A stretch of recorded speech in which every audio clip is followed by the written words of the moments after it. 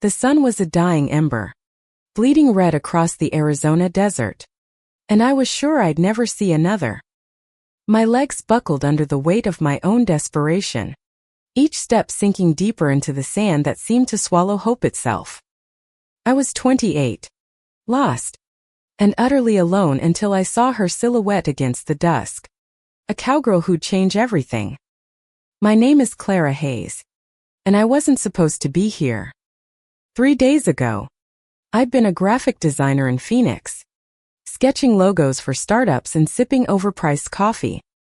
But a reckless decision to hike the Sonoran Desert alone, chasing some half-baked dream of finding myself, had left me stranded. My phone was dead. My water was gone. And the map I'd relied on was now a crumpled mess in my backpack. The desert didn't care about my plans.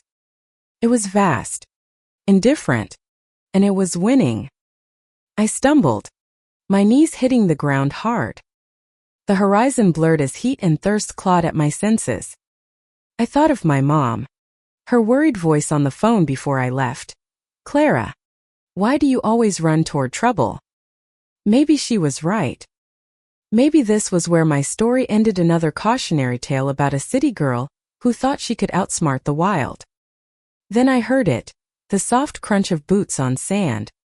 I squinted, my vision swimming, and saw her.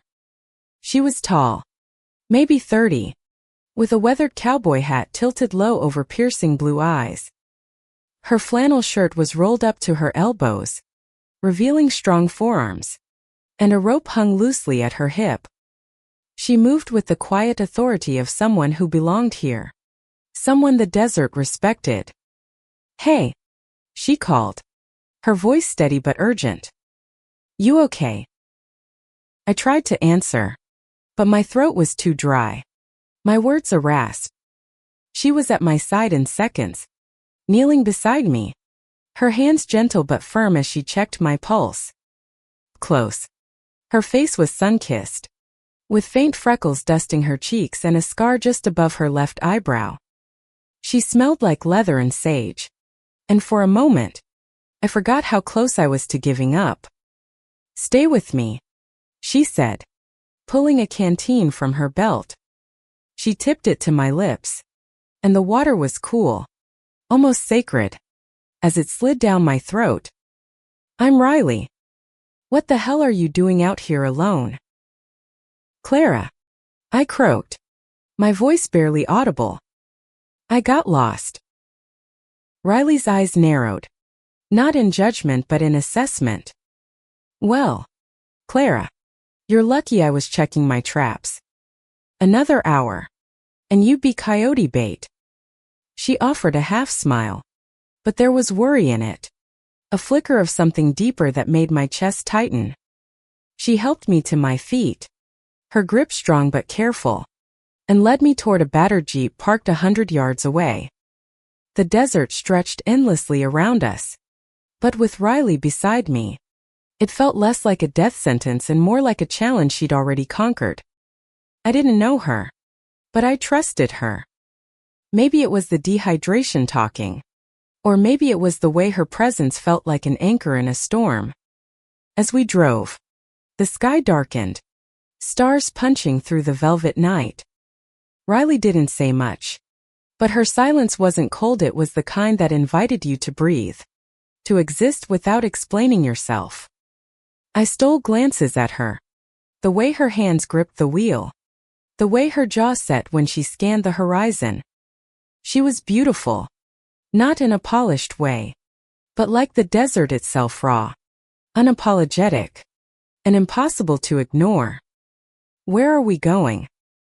I asked, my voice steadier now. My place, she said simply. It's not much, but it's got water, food, and a roof. You need all three.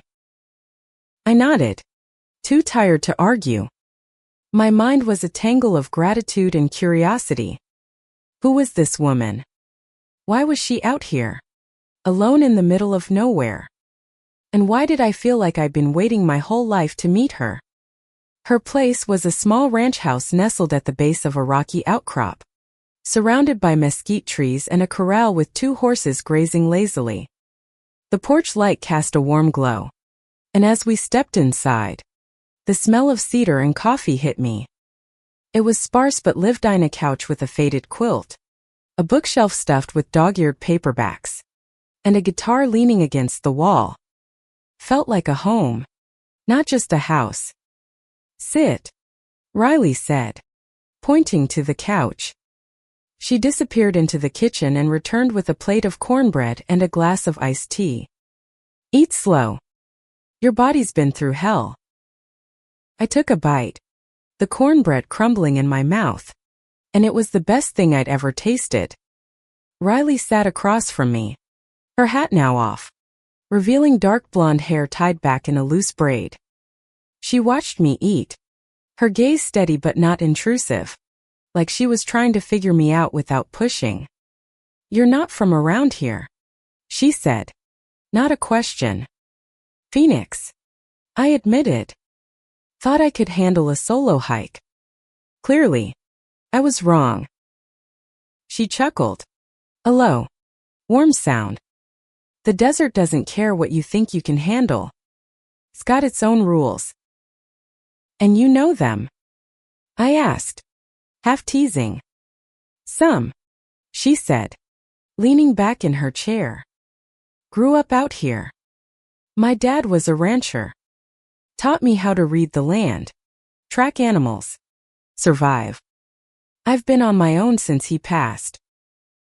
There was a weight to her words, a story she wasn't ready to tell. I wanted to ask more, but something in her eyes told me to wait. Instead, I said, "Thank you for saving me." She shrugged, but her expression softened. "Couldn't leave you out there. Not how I'm wired."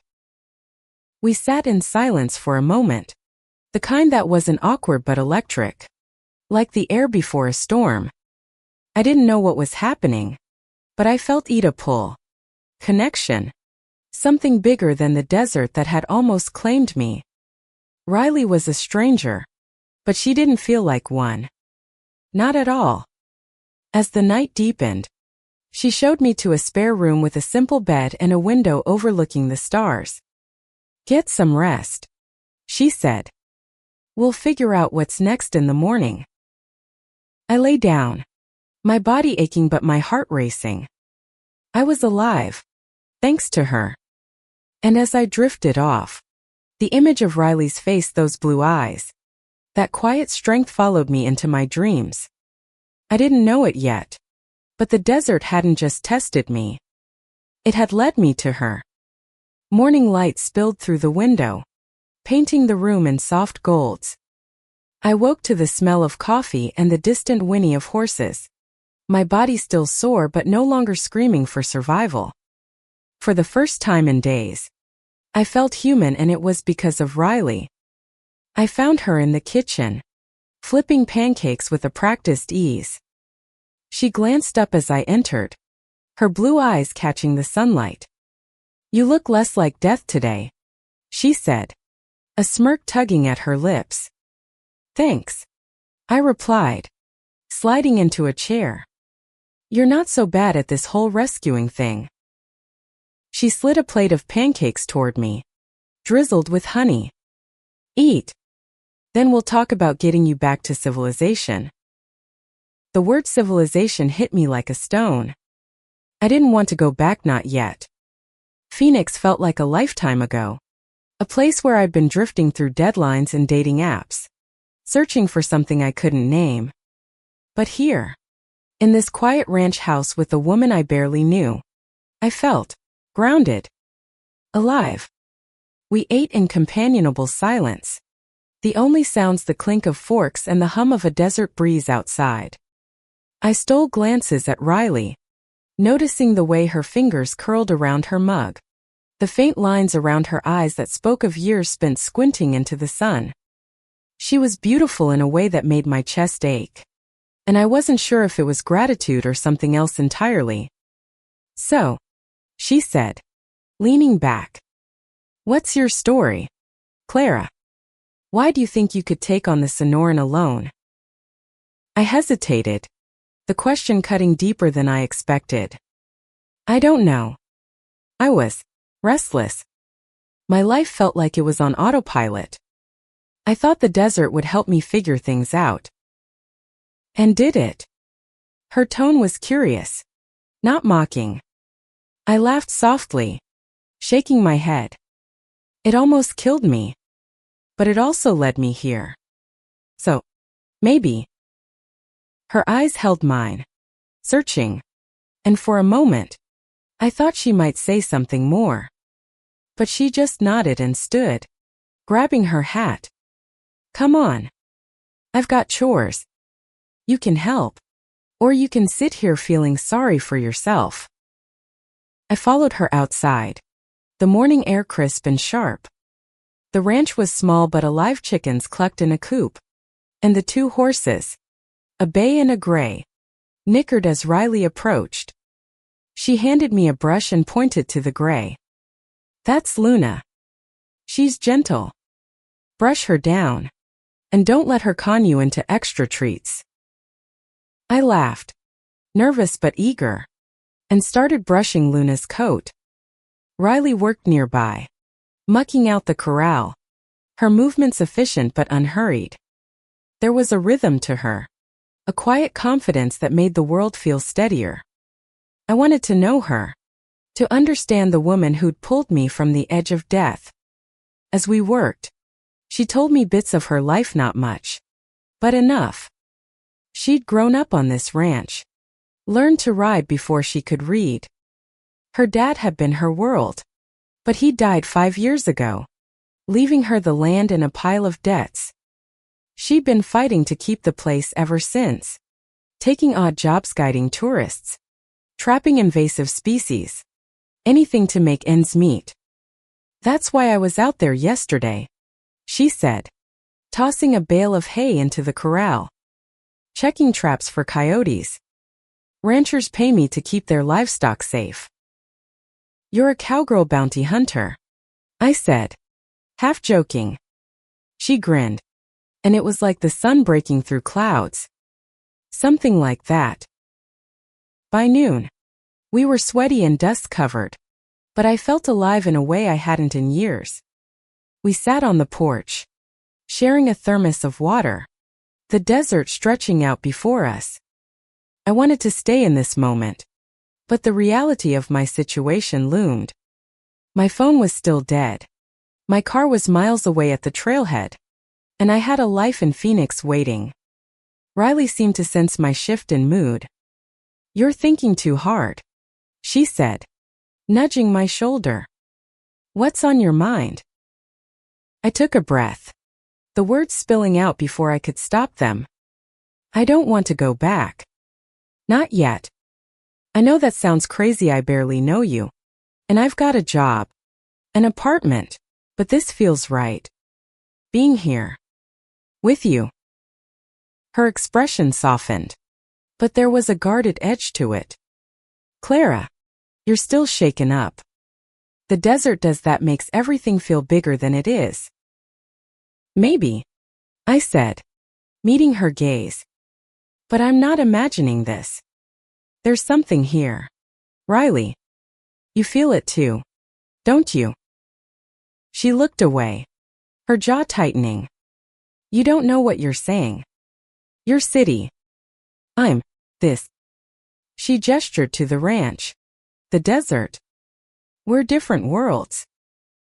Her words stung, but I saw the flicker of fear in her eyes. She wasn't pushing me away because she didn't feel it. She was scared because she did. Before I could respond, a low rumble echoed in the distance. Riley's head snapped up, her eyes scanning the horizon. Storm's coming, she said, standing. We need to secure the animals. I followed her, my heart pounding not from the storm, but from the unspoken tension between us. As we worked, the wind picked up, carrying the scent of rain and electricity. The desert was alive again, wild and unpredictable, And so was the feeling growing inside me. Riley was right, we were different worlds. But I wasn't ready to let that stop me. The storm hit like a fist, rain lashing the ranch as thunder shook the earth. Riley and I worked side by side, herding the horses into the barn and securing the coop against the wind. Her focus was razor sharp, but I caught her glancing at me, her eyes unreadable in the dim light. Inside, the house groaned under the storm's assault, but it held. We sat by the fireplace, the crackle of wood a small comfort against the chaos outside. Riley handed me a mug of hot tea, her fingers brushing mine, and the touch sent a jolt through me. I wanted to reach for her, to close the distance between us, but her earlier words echoed, "We're different worlds." "You okay?" she asked, settling into an armchair. Her voice was softer now, the storm stripping away some of her guardedness. "Yeah," I said, though my heart was a mess of want and fear. "Just not used to storms like this." She nodded, staring into the fire. "Desert storms are fierce, but they pass. Always do." I wanted to ask if she meant more than the weather, but I didn't. Instead, I said, "Tell me about you, Riley. Not the ranch, not the desert you." She hesitated, her fingers tightening around her mug. "Not much to tell. I'm just here, keeping this place alive, same as my dad did." "That's not nothing," I said. "It's everything." Her eyes met mine, and for a moment, the walls she'd built seemed to crack. "It's lonely," she admitted, her voice barely above a whisper. "Most people don't stay. They come through, take what they need, and go. Tourists, ranchers, even friends. The desert's not for everyone." "I'm still here," I said, my voice steady despite the storm in my chest. She looked at me, really looked, and I saw the weight of years in her gaze, loss, resilience, hope she didn't dare let herself feel. "Why?" she asked. "You've got a life out there. Why stay?" "Because of you," I wanted to say. "Because in one day, you've made me feel more than I have in years." But I didn't. Instead, I said, "Maybe I'm not ready to go back to a life that doesn't feel like mine anymore." The firelight danced across her face, and I saw the conflict in her eyes, wanting to believe me, but too used to being left behind. Before she could respond, a loud crack split the air, and the power flickered out, plunging us into darkness. "Damn it," Riley muttered, standing. "Generator's probably acting up. Stay here." I followed her anyway, grabbing a flashlight from the kitchen. Outside, the rain was relentless, soaking us in seconds as we fought our way to the shed. Riley tinkered with the generator, her hands steady despite the cold, and I held the light, marveling at her competence. She was a force, unyielding against the storm, and I was falling for her, hard and fast. When the generator hummed back to life, she turned to me, rain dripping from her hat. "You didn't have to come out here," she said, but there was a warmth in her voice. "I wanted to," I said, stepping closer. The rain blurred the world, but not her, not the way her breath hitched, or the way her eyes locked onto mine. For a moment, we stood there, the storm raging around us, but all I could hear was my own heartbeat. Then she turned away, breaking the spell. "Come on," she said. "Let's get dry." Back inside, we changed into dry clothes, hers oversized on me but soft and smelling faintly of her. We sat by the fire again, closer this time, and the silence was different now, charged with possibility. I wanted to tell her how I felt, but fear held me back. I'd never been with a woman before. Never let myself explore that part of me. But with Riley, it wasn't just an eye date, was real. Undeniable. Riley. I started, my voice trembling. I know we just met, but I feel something. With you. She froze, her eyes wide, and for a second, I thought I'd ruined everything. Then she leaned forward, her hand brushing my cheek, and my world narrowed to that single touch. Clara, she whispered, you don't know what you're asking for. I do, I said, leaning into her hand. I want this. I want you. The fire crackled. The storm roared. And Riley's lips parted. But no words came. Instead, she closed the distance between us. Her kiss soft but fierce. Like the desert itself. It was my first kiss with a woman. And it felt like coming home. The kiss lingered. A spark that set my entire world ablaze. Riley's lips were warm, tasting of rain and something sweeter. And when she pulled back, her eyes searched mine, full of questions and longing. The storm outside was nothing compared to the one inside. May was terrified, exhilarated, and utterly hers. We didn't speak for a moment, just sat there, foreheads touching, breathing the same air. Clara, she said finally, her voice low. It's not simple. Not for me. I know, I whispered. But I don't care. I want to figure it out. With you. She exhaled, a shaky sound, and I saw the wall she built start to crumble. I've been alone a long time, she said. People leave. They always do. And you've got a whole life waiting in Phoenix.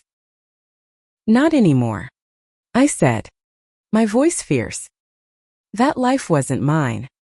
This here. With you this feels real. She kissed me again, deeper this time, and I melted into her, my hands finding her waist, her braid brushing my cheek. The world fell away, leaving only us, two women caught in a moment that felt both fragile and eternal. The next few days were a blur of discovery. The storm passed, leaving the desert vibrant with new life, wildflowers blooming, the air clean and sharp. Riley taught me how to saddle Luna, how to read the tracks of a jackrabbit, how to listen to the desert's quiet music. But it was the moments between the glances, the touches, the way her laugh made my heart soar that mattered most. One evening, as we watched the sunset from the porch, she told me about her first love, a girl from high school who'd left for college and never looked back. It broke me, Riley admitted, her voice raw. I didn't think I could feel like that again. Then you showed up, half dead and stubborn as hell. I laughed, nudging her shoulder. You're welcome. She smiled, but it faded quickly. Clara, what happens when you have to go back? Your job. Your familiarity not here. The question hit hard. I hadn't thought beyond this moment. This place. I don't know. I admitted. But I'm not ready to leave you.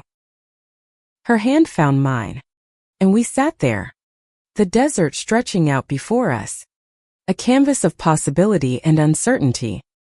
I knew she was scared, and so was I, but the pull between us was stronger than fear. The next morning, trouble arrived. A truck pulled up, kicking up dust, and a man in a suit stepped out, his face all business. Riley's expression hardened as she stood to meet him. Clara, stay here, she said, but I followed, sensing something wrong. Riley Dawson, the man asked, holding a clipboard. I'm with First National Bank. We need to discuss the foreclosure. My stomach dropped. Foreclosure. Riley hadn't mentioned anything about losing the ranch. She crossed her arms, her voice steady but cold. I told you. I'm working on it. I've got a payment plan. You're 3 months behind, he said, not unkindly. If you don't clear the debt by next month, we'll have to proceed. Riley's jaw clenched, and I saw the weight she'd been carrying alone. The ranch wasn't just her home, it was her father's legacy, her heart. And it was slipping away. After the man left, Riley stormed to the corral, her movements sharp with anger. I followed, my heart aching for her. Riley, why didn't you tell me? It's not your problem, she snapped, then softened, running a hand through her hair. I'm sorry. I've been fighting this for years. I thought I could handle it. You don't have to handle it alone, I said, stepping closer. Let me help. She laughed bitterly. What? You gonna design a logo to save my ranch? Her words stung, but I saw the fear behind them. Maybe not, I said. But I'm here. And I'm not leaving. For the first time, she didn't argue. Instead, she pulled me into her arms, and I felt her tremble, the weight of her world pressing against me.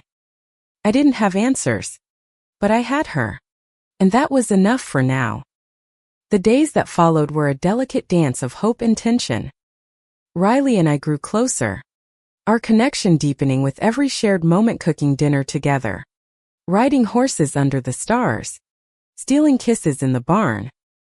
But the shadow of the foreclosure loomed, a reminder that our bubble of happiness was fragile. I started digging into ways to help. My graphic design skills weren't much use out here, but I had a network in Phoenix, friends, colleagues, even a former client who ran a crowdfunding platform. I pitched the idea to Riley one night as we sat by the fire, my laptop glowing with possibilities. Crowdfunding? She asked, skeptical. You think strangers are gonna pay to save a random ranch? Not strangers, I said. People who care about stories. Your story, Riley. This place. What it means to youths worth saving. She looked at me, her eyes soft but uncertain. You really believe that? I do, I said, squeezing her hand. And I believe in you. With her reluctant blessing, I got to work.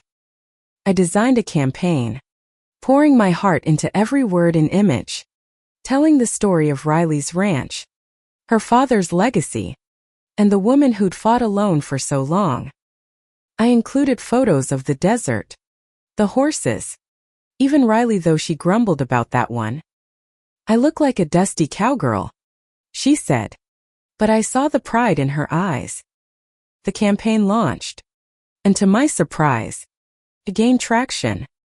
Friends shared it, then strangers, then a local news outlet picked it up.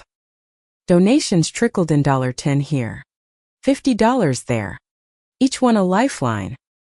Riley watched in quiet amazement, her guarded heart softening with every message of support. But not everyone was kind. One afternoon, as we checked the campaign's progress, a comment caught my eye. Why should we care about some lesbian cowgirl's failing ranch? The words hit like a slap, and I saw Riley's face tighten.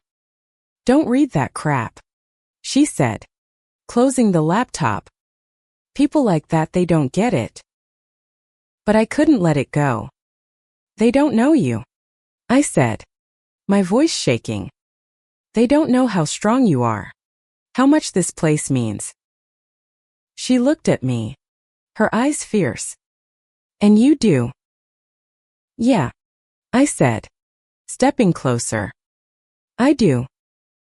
She kissed me then, hard and desperate, like she was trying to hold on to something solid in a world that kept shifting. I kissed her back, pouring every ounce of my belief in her, in us, into that moment. The campaign raised half the needed funds in 2 weeks. But time was running out.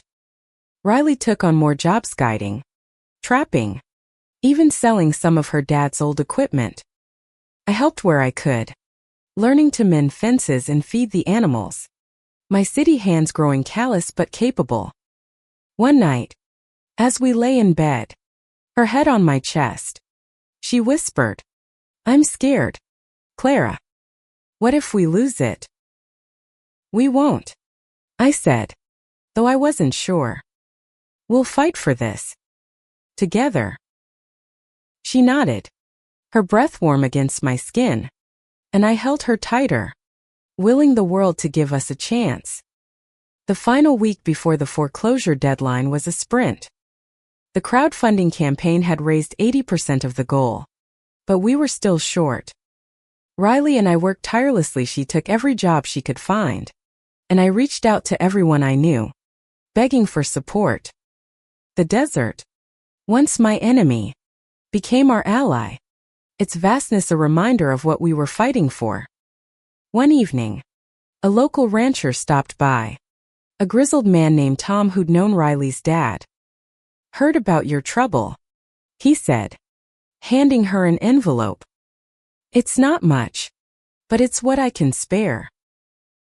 Riley opened it, her hands trembling, and found a check for $5,000. "Tom, I can't. You can," he said gruffly. "Your dad would have done the same."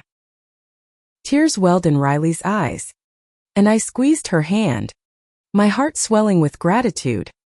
The community was rallying, piece by piece, and it felt like a miracle. But miracles don't come easy. 2 days before the deadline, Riley got a call from the bank. They'd moved the date up, some legal maneuver we didn't understand. We had 24 hours to come up with the rest, or the ranch was gone. Panic set in, but Riley didn't break. "We'll figure it out," she said, her voice steady despite the fear in her eyes. We stayed up all night, calling donors, posting updates, praying for a miracle. By dawn, we were still $2,000 short. I looked at Riley, exhausted but unyielding, and made a decision. "I'm selling my car," I said. "It's enough to cover the rest." She stared at me, stunned. "Clara, no. That's your life. Your freedom." "You're my freedom," I said, my voice breaking. "I love you, Riley. I'm not letting you lose this." Her eyes filled with tears, and she pulled me into her arms, her kiss fierce and full of everything we hadn't said. "I love you too," she whispered, and it was the first time she'd said it, the words a lifeline in the chaos. I sold the car that day, wiring the money to the bank. By dusk, we got the call the ranch was safe. Riley collapsed into my arms, sobbing with relief, and I held her, my own tears falling. We'd done it. Together. The ranch was ours, Riley's. Mine. Ours. We stood on the porch that night, the desert quiet under a blanket of stars, and I felt a peace I'd never known. Riley's hand was in mine, her callous fingers laced with my own, and I knew this was where I belonged. The weeks that followed were a new beginning. I quit my job in Phoenix, moved my things to the ranch, and started freelancing, designing from the same table where we'd shared our first meal. Riley taught me more about the land, and I taught her how to laugh again, how to hope. We built a life, not perfect but ours, rooted in love and resilience. One evening, as we rode Luna and the bay across the desert, Riley stopped, pointing to the horizon. "That's where I found you," she said, her voice soft. "Right there. Dusk." I smiled, leaning over to kiss her. "You saved me." She shook her head, her eyes bright.